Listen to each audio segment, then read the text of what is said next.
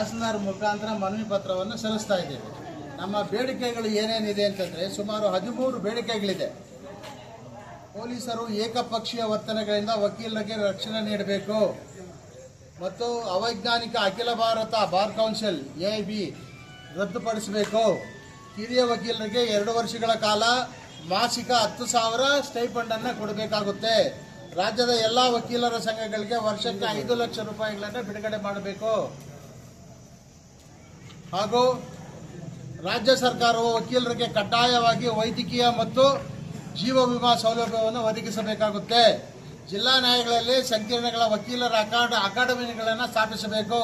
ಕರ್ನಾಟಕ ರಾಜ್ಯದಲ್ಲಿ ಹೆಚ್ಚುವರಿ ನ್ಯಾಯಾಲಯಗಳನ್ನು ಸ್ಥಾಪಿಸಬೇಕು. ರಾಜ್ಯದಲ್ಲಿನ ಎಲ್ಲ ನ್ಯಾಯಾಲಯದ ಆವರಣದಲ್ಲಿ ವಕೀಲರಿಗೆ ಚೇಂಬರ್ಗಳನ್ನು ಸ್ಥಾಪಿಸಬೇಕು. ಹಾಗೂ ರೆವಿನ್ಯೂ AC DC ನ್ಯಾಯಾಲಯಗಳಲ್ಲಿ ನಡೆಯುವ ಕಂದಾಯ ಪ್ರಕರಣಗಳಲ್ಲಿ ಬೇರೆ ಬೇರೆ ರೀತಿಯ ಒತ್ತಡಗಳು ಮತ್ತು ವಿಳಂಬದ ಕಾರಣ ಸರಿಯಾದ ರೀತಿಯಲ್ಲಿ ವಿಚಾರಣೆ ನಡೆಸಬೇಕು ಅಂತೇಳಿ ಅದನ್ನು ಇದು ಮಾಡ್ತಾ ಇದ್ದೀವಿ. ಮತ್ತು ವಕೀಲರಿಗೆ ಟೋಲ್ ಶುಲ್ಕ ರಹಿತ ಪ್ರಯಾಣ ಅವಕಾಶ ಮಾಡಿಕೊಡಬೇಕು. ರಾಜ್ಯದ ಪ್ರತಿ ಜಿಲ್ಲೆಗೆ ಒಂದರಂತೆ ಸರ್ಕಾರಿ ಕಾನೂನು ಕಾಲೇಜುಗಳನ್ನು ಸ್ಥಾಪಿಸಬೇಕು. ಕರ್ನಾಟಕ ರಾಜ್ಯ ವಕೀಲರ ಪರಿಷತ್ ಕಚೇರಿಯಲ್ಲಿ ವಿಭಾಗೀಯ ಮಟ್ಟದಲ್ಲಿ ಕಚೇರಿಗಳನ್ನು ಸ್ಥಾಪಿಸಬೇಕು. ವಕೀಲರ ಸಂಘದ ಪರಿಷತ್ತಿನ ಚುನಾವಣೆಯಲ್ಲಿ ಮಹಿಳೆಯರಿಗೆ 33% ಮೀಸಲಾತಿಯನ್ನು ಮಾಡಬೇಕು ಅಂತೇಳಿ ಈ ಎಲ್ಲ ಬೇಡಿಕೆಗಳನ್ನು 13 ಬೇಡಿಕೆಗಳನ್ನು ಇಟ್ಟು ಕರ್ನಾಟಕ ಸರ್ಕಾರದ ಮಾನ್ಯ ಮುಖ್ಯಮಂತ್ರಿಗಳಿಗೆ ಮತ್ತು ಮಾನ್ಯ ಕಾನೂನು ಸಚಿವರಿಗೆ ತಹಸೀಲ್ದಾರ್ ಅವರ ಮುಖಾಂತರ ಈ ಒಂದು ಮನವಿ ಪತ್ರವನ್ನು ಸಲ್ಲಿಸ್ತಾ ಇದ್ದೀವಿ.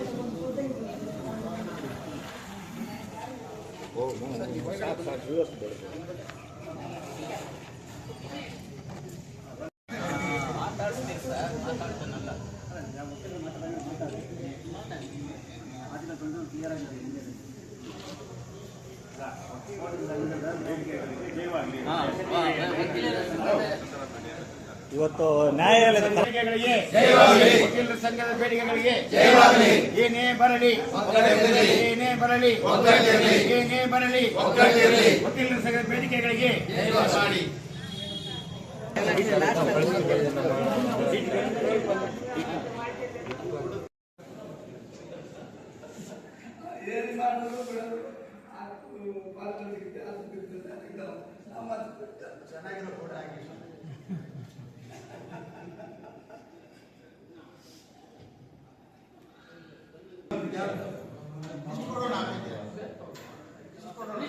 ಸಾಲದು ಅಂತ ನನಗೆ ಅನಿಸುತ್ತೆ.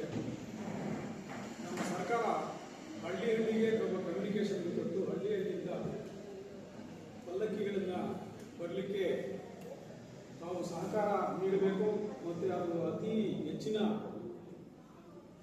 ಕಾರ್ಯಕ್ರಮ ಅಂದರೆ ಹೋದ ವರ್ಷಕ್ಕಿಂತಲೂ ಈ ಸಾರಿ ವಿಭಿನ್ನವಾಗಿ ಆಚರಣೆ ಮಾಡಬೇಕು ಅಂತೇಳಿ ನಮ್ಮಲ್ಲಿ ನಾನು ಕೇಳಿಕೊಳ್ತೇನೆ.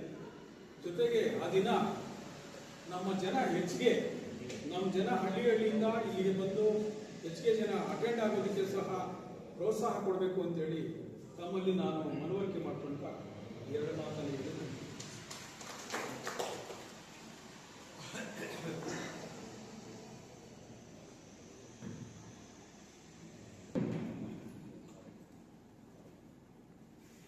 ಜಯಂತಿ ಪ್ರಯುಕ್ತ ಇದೇ ತಿಂಗಳು 27ನೇ ತಾರೀಕು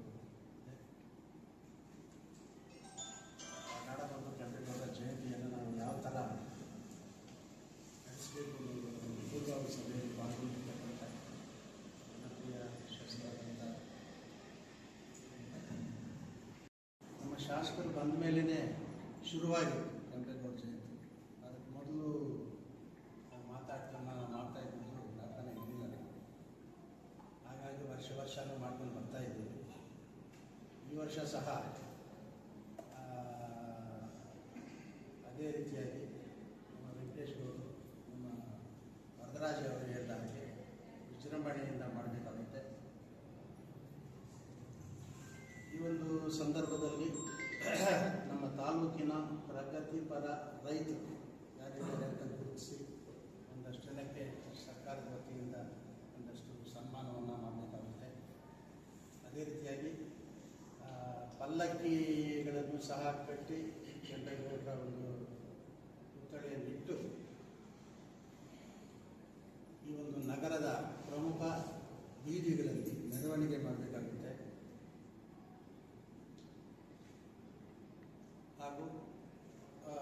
ನಾವು ಸಹ ವರ್ಷ ಗಾಂಧಿ ಸರ್ಕಲ್ನಲ್ಲಿ ಮಾಡ್ತಾ ಇದ್ವಿ.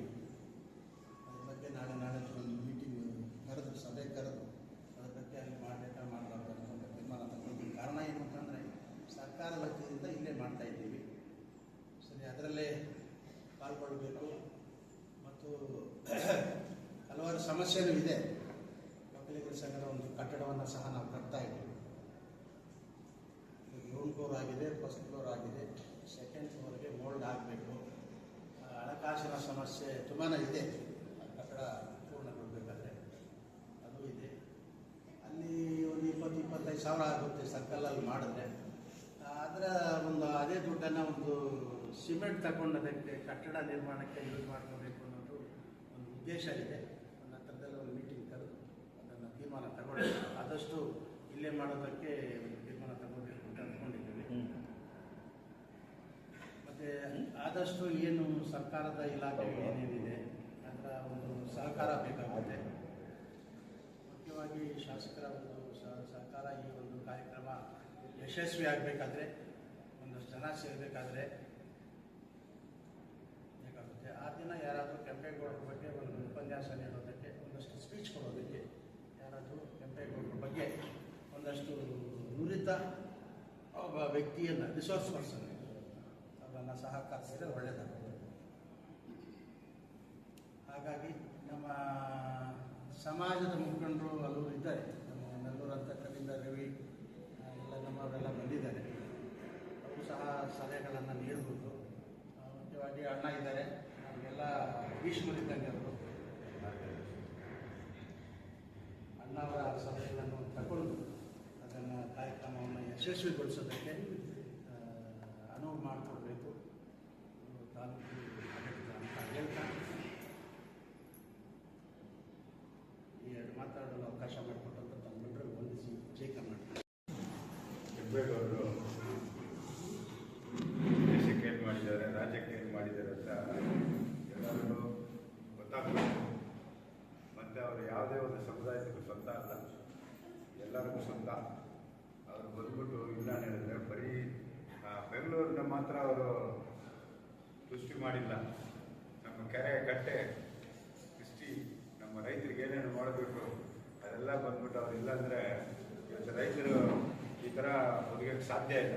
ಆ ಚಾನಲ್ಗೆ ಇದು ಮಾಡಬೇಕು, ಕೆರೆಗೆ ಇದು ಮಾಡಬೇಕು, ರೈತರಿಗೆ ಬದುಕಬೇಕು, ಹಾಗಂತ ಅವರು ಒಂದು ಕ್ರಾಂತಿನೇ ಮಾಡಿದ್ರು.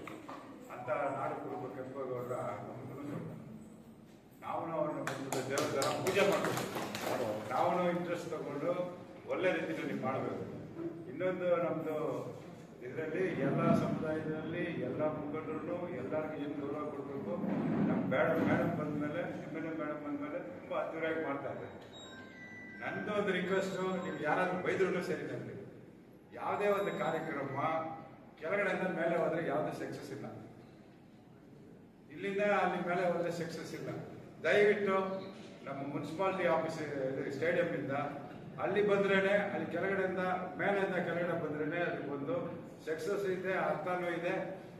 ಅದಕ್ಕೋಸ್ಕರ ದಯವಿಟ್ಟು ನನ್ನ ಬೈದ್ರೇ ಸರಿ. ನನ್ನ ಸಲಹೆ ಇವಾಗ ಎಲ್ಲ ಒಂದೊಂದು ರಥ ಬರುತ್ತಾನೆ ಹೇಳಿದ್ರು ಸರಿ, ಪಲ್ಲಕ್ಕಿ ಬಂದ್ರೂ ಸರಿ, ಆ ಲೈನಾಗಿ ಬಂದು ಆ ಕಡೆ ಹೋಗ್ಬಿಟ್ಟು ಬರುತ್ತೆ. ಈ ಕಡೆ ಹೋಗ್ಬೇಕಾದ್ರೆ ಅದೇನು ಜಾಸ್ತಿ ಅಪ್ಪಿದಂತ ಎಂತಲ್ವೋ ಏನೋ ಗೊತ್ತಿಲ್ಲ. ಅದಕ್ಕೋಸ್ಕರ ನೀಟಾಗಿರುತ್ತೆ. ಇದು ಜನನೂ ಸೇರ್ತಾರೆ. ನಾವು ನೋಡ್ತಾ ಇದ್ದೀವಿ, ನಮಗೆ ಮಾರ್ಗದರ್ಶನ ಕೊಡೋರು, ನಮ್ಮ ಬದುಕಕ್ಕೆ ದಾರಿ ತೋರಿಸೋರು ಆ ವಿಷಯಗಳಲ್ಲಿ ಬಂದ್ಮಾಡು ಯಾರು ಬಂದ್ಬಿಟ್ಟು ಪಾಲ್ಗೊಳ್ಳಲ್ಲ. ಅವ್ರ ಅಷ್ಟೇ. ಅಲ್ಲಿ ಕೇವಲ ಬರೀ 9 ಜನ ಜಿಲ್ಲಾ ಸ್ಟೋರ್ ಡಿಪಾರ್ಟ್ಮೆಂಟ್ಸ್ಗೆ ಕೇವಲ 9 ಜನ ಅಧಿಕಾರಿಗಳು. ನಮ್ಮ ವೇಮಕಲ್ ಹುಡುಗರು ಅವರು ಗಲಾಟೆ ಮಾಡಿದ್ರು. ಇಷ್ಟು ಜನ ಅಧಿಕಾರಿಗಳು ಇರ್ಬೇಕಲ್ಲ, ಯಾಕೆ ಬರೀ 9 ಜನ ಇದ್ದಾರೆ ಅಂತ. ಆದ್ರೆ ಅಲ್ಲಿ ಯಾರು MLAಗಳು ಇರಲಿಲ್ಲ, MLCಗಳು ಇರಲಿಲ್ಲ. ಸಮುದಾಯದ ಮುಖಂಡರು ಬೇಕಾದರೆ ಅಂದ್ರು, KV ಶಂಕರಪ್ಪನವರು ಅಂತೆಲ್ಲ ಗೌರವ ಬೇಕಾದ ಜನಗಳು ತುಂಬಾ ಇದ್ರು ಬೇಕಾದಷ್ಟು. ಆದ್ರೆ ಈ ಪವರ್ ಅನ್ನೋದು ಯಾರು ಇರಲಿಲ್ಲ. ಇವಾಗ ಇಲ್ಲಿ ಈ ಪವರ್ ಇರೋದ್ರಿಂದ ಈ ಅಧಿಕಾರಿಗಳೆಲ್ಲ ಬಂದಿರ್ತಕ್ಕಂಥದ್ದು ಅಂತ ನನ್ನ ಅನಿಸಿಕೆ. ಯಾಕೆಂತ ಹೇಳಿದ್ರೆ ಅಲ್ಲಿ ಇಲ್ವೇ ಇಲ್ಲ. ಅದ್ರ ಬಗ್ಗೆ ಒಂದು 15-20 ನಿಮಿಷ, ಅರ್ಧ ಗಂಟೆ ಯಾವಾಗ ವರ್ಷ ಆಗ್ತಾ ಇದ್ದಿದ್ದು. ಇವಾಗ 25 ಕೋಟಿ ರೂಪಾಯಿಲಿ ಒಂದು ನಮ್ಮ ಸಮುದಾಯದ ಒಂದು 25 ಕೋಟಿ ರೂಪಾಯಿ ಬಿಲ್ಡಿಂಗ್ ಬೇರೆ ಕಟ್ತಾ ಇದ್ವಿ. ಇದೆಲ್ಲ ಒಂದು ಸ್ಟೇಜ್ ಬಂದಿದೆ, ಸುಮಾರು 4-5 ಕೋಟಿ ಖರ್ಚು ಮಾಡಿದೆ. ಆದರೆ ಅಲ್ಲಿ 50-60 ಪಲ್ಲಕ್ಕಿ ಬರ್ತವೆ. ಇಲ್ಲಿ ರಾಜಗೋಪಾಲ್ ಗೌಡರು ಅಥವಾ ನಮ್ಮ ಗೌಡರು ಮತ್ತು ನಮ್ಮ ವರದರಾಜ್ ಅವರೆಲ್ಲ ಯಾವ ಹಳ್ಳಿಯಿಂದ ಯಾರು ಉತ್ಸವ ಮಾಡ್ಕೊಂಡು ಬರ್ತೀರಾ, ಎಷ್ಟು ಜನ ಬರ್ತೀರಾ ಅನ್ನೋದು ಹೇಳ್ರಿ. ಏನಾದ್ರು MLA ಅವರು ಕೂಡ ಕೇಳ್ತೀನಿ ನಾನು, ಮೇಡಮ್ ಒಂದಷ್ಟು ಅಮೌಂಟ್ ಕೊಡಿ ಅಂತ ಬೇಕಾದ್ರೆ. ನೀವು ಜನ ಕರ್ಕೊಂಡು ಬರೋದಾದ್ರೆ ನಾವು ಇವರು ಸಹಾಯ ಹೇಳಿದಂಗೆ ಈ ಫೀಲ್ಡ್ಗೆ ಹೋಗ್ಬೋದು. ಯಾವ ಫೀಲ್ಡ್ಗೆ? ಮುನ್ಸಿಪಲ್ ಫೀಲ್ಡ್ಗೆ. ಇಲ್ಲದೇ ಇದ್ರೆ ನಿಮ್ಮ ಆಫೀಸ್ ಹತ್ರ ಮಾಡೋದಕ್ಕೆ ನಮ್ಗೆ ಪರ್ಮಿಷನ್ ಕೊಡಿ. ನಿಮ್ಮ ಆಫೀಸ್ ಹತ್ರ ಮಾಡೋದನ್ನ MLA ಅವರು ಎಲ್ಲ ಸ್ಟಾರ್ಟ್ ಮಾಡಿದ್ದು ಭಾರಿ ಚೆನ್ನಾಗಿ ಆಯ್ತು ಕಾರ್ಯಕ್ರಮ. ಏನಪ್ಪಾ ರಾಜಗೋಪಾಲ್ ಅಲ್ವಾ?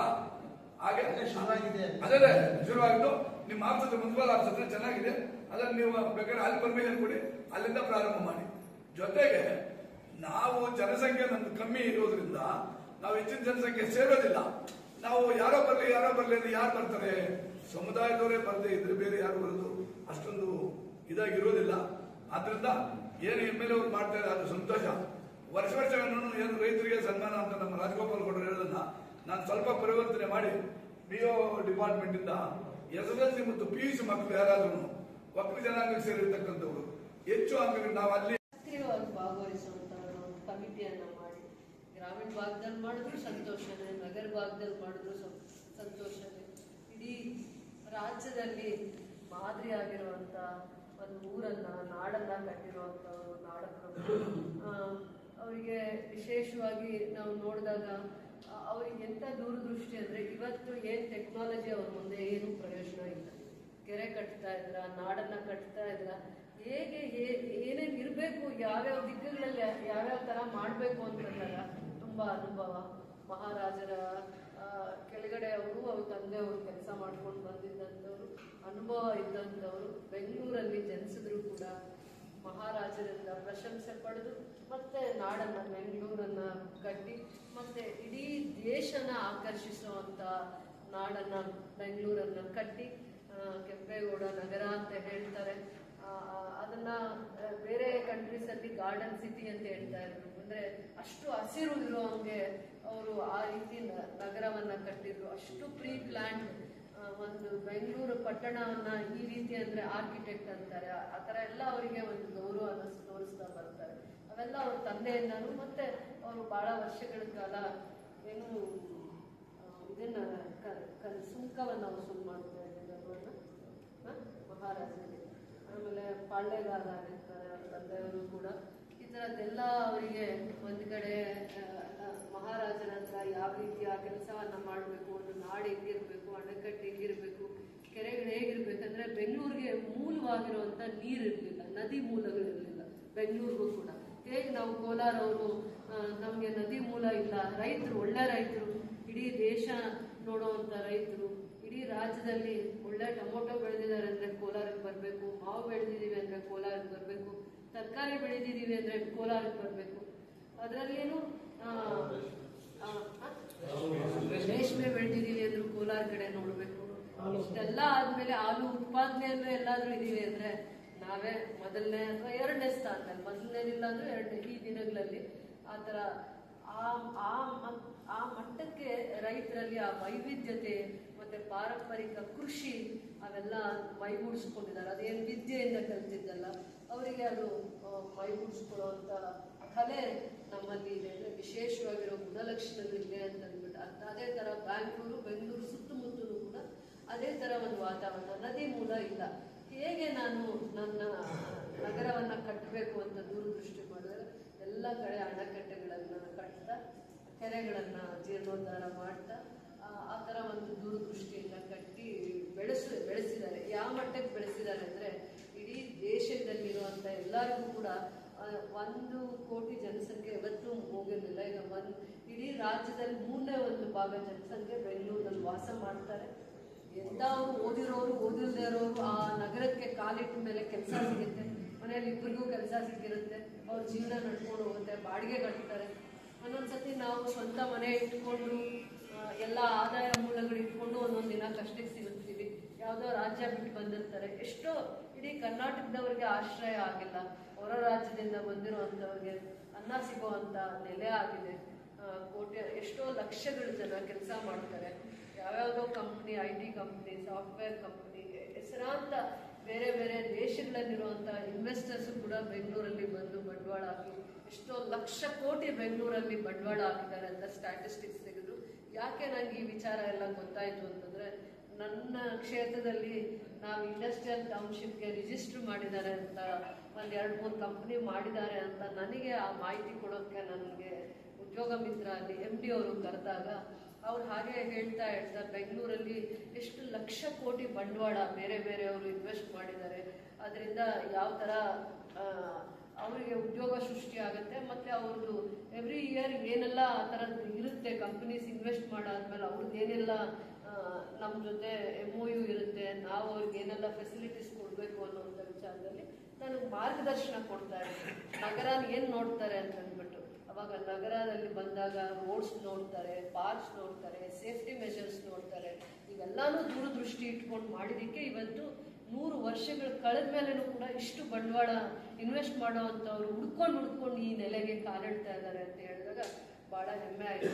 ಅವಾಗ ನನ್ನ ಮನಸ್ಸಿಗೆ ಅನ್ನಿಸ್ತು, ನಾನು KGFನ ಯಾವ ಥರ ಮಾಡಿದ್ರೆ ಜನ ನಾಳೆ ಮುಂದಿನ ದಿನಗಳಲ್ಲಿ ನಾನು ಇಲ್ಲದೇ ಇದ್ದಾಗೂ ಕೂಡ ಇನ್ವೆಸ್ಟ್ ಮಾಡೋದಕ್ಕೆ ಬರ್ತಾರೆ ಅಂದರೆ ನಾನು ಹೇಗೆ ಆ ನಗರನ ಕನಸನ್ನ ಕಟ್ಟಬೇಕು ಅಂತಂದಾಗ ಎಲ್ಲ ರೀತಿಯ ಇನ್ಫ್ರಾಸ್ಟ್ರಕ್ಚರ್ಸ್ ಕೊಟ್ಟಾಗ ಮಾತ್ರನೇ ಇವನ್ನೆಲ್ಲ ಸಾಧನೆ ಮಾಡೋಕ್ಕಾಗುತ್ತೆ ಅನ್ನೋವಂಥ ಒಂದು ಪರಿಕಲ್ಪನೆ ಅಷ್ಟೇ. ಆ ಥರದ್ದೊಂದು ಪಾಠ ಕಲಿಬೇಕು, ತಿಳ್ಕೋಬೇಕು ಅಂತಂದಾಗ ಪ್ರತಿಯೊಂದನ್ನು ಕೆಲವೊಂದು ಅವ್ರ ಸಾಧನೆಗಳು ಪುಸ್ತಕದಲ್ಲಿರುತ್ತೆ, ಕೆಲವೊಂದು ಇರಲ್ಲ, ಕೆಲವೊಬ್ರು ಹಿರಿಯರು ಅವ್ರನ್ನ ನೋಡಿರೋರು, ಅವ್ರ ಹತ್ರ ಕೆಲಸ ಮಾಡಿರೋರು, ಆ ರೀತಿ ಕೆಲವೊಂದೆಲ್ಲ ವಿಚಾರಗಳನ್ನ ತಿಳ್ಕೊಂಡು ಬರ್ತಾರೆ. ಆದರೂ ಬರೀ ಕರ್ನಾಟಕದವ್ರಿಗೆ ಅಲ್ಲದೆ ಎಷ್ಟೋ ಹೊರ ರಾಜ್ಯಗಳಿಂದ ಬಂದಿರೋವಂಥವ್ರಿಗೆ ಜೀವನಕ್ಕೆ ಒಂದು ಜೀವನ ಕೊಟ್ಟು, ಅಂದರೆ ಕೆಲಸ ಸಿಕ್ಕಿದೆ ಅಂದರೆ ಅವ್ರ ಜೀವನ ನಡೆಯುತ್ತೆ ಅಂತ ಓದಿಲ್ದಾರೋ ಎಷ್ಟೋ ಜನ ಕೆಲಸ ಹುಡ್ಕೊಂಡು ಮಾಡೋವಂಥವ್ರನ್ನ ನಾವು ನೋಡ್ತಾ ಇರ್ತೀವಿ.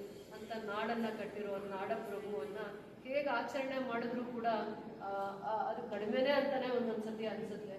ಅಣ್ಣ ಹೇಳ್ತಾರೆ, ಕಡಿಮೆ ಜನ ಸೇರಬಾರ್ದು, ಎಲ್ಲರೂ ಪ್ರೀತಿಯಿಂದ ಸೇರಬೇಕು, ಅವ್ರ ಸಾಧನೆ ಅಷ್ಟು ಅಭೂತಪೂರ್ವವಾಗಿದೆ, ಅವರನ್ನ ಜನ ಮೆಚ್ಚಿದ ನಾಯಕರು ಅಂತ ಎಲ್ಲ ಒಪ್ಕೊಂಡಿರ್ತಾರೆ ಅವ್ರನ್ನ. ಅದಕ್ಕೋಸ್ಕರ ಎಲ್ಲರೂ ಸೇರಿ ಆ ಕಾರ್ಯಕ್ರಮನ ಅರ್ಥಪೂರ್ಣವಾಗಿ ಮಾಡೋಣ ಅಂತ ನಾನು ಹೇಳ್ತೀನಿ.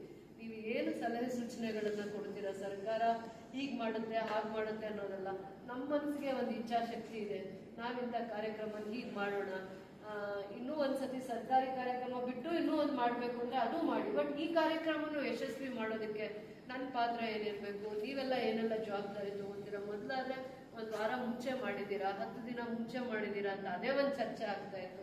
ಈ ಕಾಲಾವಕಾಶನೂ ಕೂಡ ಇದೆ. ನನಗೂ ಒಂದು ಜವಾಬ್ದಾರಿ ತಗೊಳ್ಳೋದಕ್ಕೆ ಇಷ್ಟ ಇದೆ. ನೀವು ಎಲ್ಲ ಮುಂದೆ ಬಂದು ಈ ಕಾರ್ಯಕ್ರಮನ ಯಶಸ್ವಿ ಮಾಡಬೇಕು, ಜವಾಬ್ದಾರಿ ಕೊಟ್ಟದನ್ನು ನಾವು ಮಾಡ್ತೀವಿ.